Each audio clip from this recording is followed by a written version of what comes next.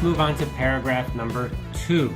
So in paragraph number 2, the main idea is we want to tell the details of what do we want to change? What is it that is not satisfactory in the offer? For example, maybe we want to say that the price is too high. That's one thing we could say. Prices in our market are very competitive at this time.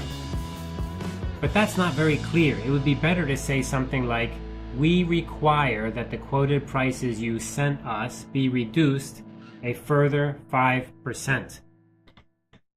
That second bit there is much better than the first, because the first is just saying, I'm not happy, or it's hard for us to pay that price, or it's hard for us to sell at that price inside our market.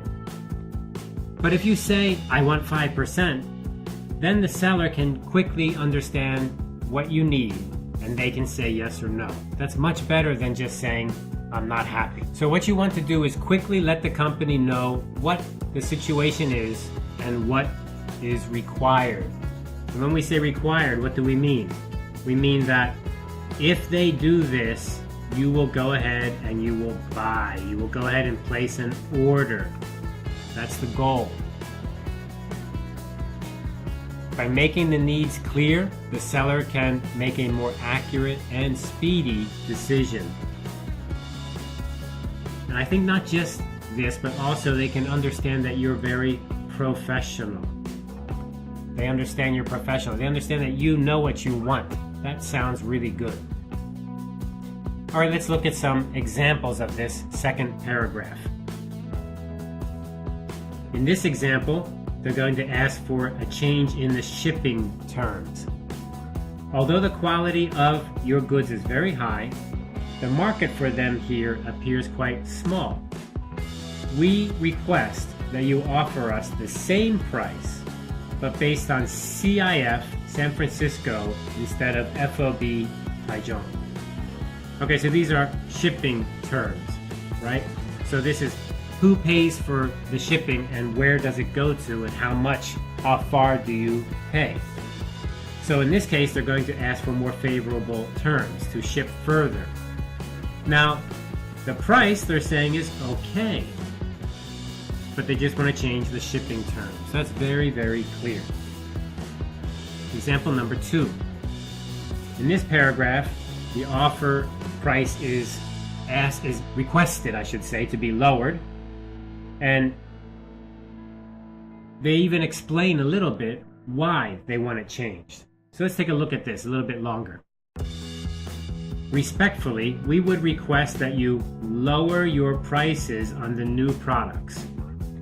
We feel that it would be very difficult to sell these products at a time of increased competition. Instead of a high-priced strategy, we feel these products could be sold at a lower price. The most desirable strategy is to undercut competition and build up the market for the Christmas season. We want to work together. We want to create a relationship. We want to say, I really want to buy your product, but this price is not going to work for my customers. And let me explain why. We don't need to explain a lot, but the reason we explain this is to get some involvement. But in the end, as always, we have to be very clear what do we want. And they are very clear. 15% price reduction. All right, let's move on to one that's kind of in between, not too short, not too long. In this case, they're going to make a request, but they're also going to give some more information. Let's see what that's about. We have been overwhelmed with orders for new decorative furniture. What we propose is to enlarge the size of our order to 200 units. In view of this larger order, we request more favorable terms. Specifically, a further 2% reduction in price per unit would be satisfactory. Now here we are explaining things a little bit, but not so much as the previous example. Here what we're saying is, we need this reduction, we still need 2%, but I'm also going to buy more. So it's a very good kind of message that's positive and is creating or improving a relationship. That's always very helpful. In the end, the most important thing is that clarity. What exactly do you need? That is very important. Paragraph number 3 is the last paragraph of this letter. And in this one, we're going to let the seller know, what do we intend to do? What's our plan for the future? If they give us what we want, what will we do? Will we order right away, or will we have to think about it more, or will we have to maybe change our order? What are we going to do? This really helps to cement or make the relationship stronger. If the new demands are met, then what will you do? Will you place an order right away? How long until you place an order? How big might that order be? These are things that you can mention to help the relationship get stronger. Make sure that every letter is a complete attempt to wrap up or finish the deal. The whole goal here is to get a deal. I want to get a deal, you want to get a deal, the buyer wants a deal, the seller wants a deal. It's a win-win situation. So in this paragraph, you can be positive and say, hey, we're going to try to finish things up. Now maybe there's still some things that you're not happy with. Maybe there's some things that you want to change and you're not really sure that you can accept what they're going to do. Well, in that case, you can still be positive and you can try to look to the future and say, if you do this, we're going to place an order, or we can increase our order, or we would like to order more or something different even. So you can be positive is very helpful. Every exchange of letters should give both parties these little opportunities. A chance to say yes. That's kind of a key one. Both sides should have a chance to say yes. Yes, I agree to this deal. And then we can just do the order. Agree to the details of the transaction. That is, all of the details of price and shipping, timing, all of these things we can agree to.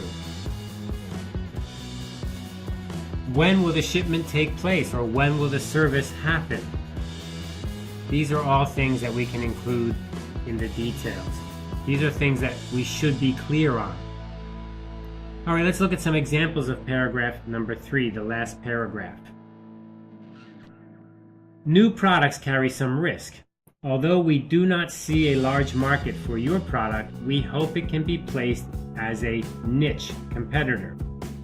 If you can meet our requirements, we would like to place an order of 600 units immediately. So, how many will you buy? When will you buy it? So this is a really good example. Now, in this case, the buyer is not very positive. They're saying, you know, your product is not so popular. You have a good product, but in our market, not many people want to buy it. So this is kind of reinforcing this idea. Well, I want to buy from you, but it's hard for me to sell. So can we cooperate a little bit? And I think that is very helpful. Look at example 2. If you are able to do this, we are sure that we can build strong demand for your goods with strong sales at Christmas. When you notify us of the new prices, we are prepared to make an order. So there's very clear, they're going to make an order as soon as they get the new price. Now, if it's not the price they want, if it's still too high, then they will not order. Or maybe they can reconsider and maybe they do order, but they don't have to. So in this example, they're being very clear. If you give us what we want, we'll place an order. Now they could be even more clear by saying the date. They could say maybe next week, 10 days, right away. But they do say they'll make an order. So that's better than nothing. Look at the last example here, example 3. Because of the time pressure, please respond at the earliest possible time. When agreeable terms are forthcoming, that means they come out, they're finished, we shall place an order. So again, we're talking about placing an order. That's the goal. That's what we want. You don't really need to write about a whole lot of other things. You can explain a little bit, you can try to create the relationship, but the more you write, the more the reader feels, what are you talking about? They get tired of reading it. Right to the point like this is good. If you give me what I want, then I'll give you what you want, and that is an order.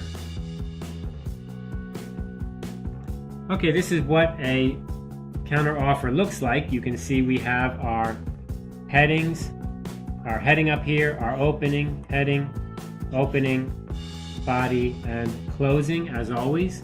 It's very formal. Now, of course, you can do this in an email too. Remember, in your email, you should always have your signature also. That could be an electronic signature or some kind of stamp or something.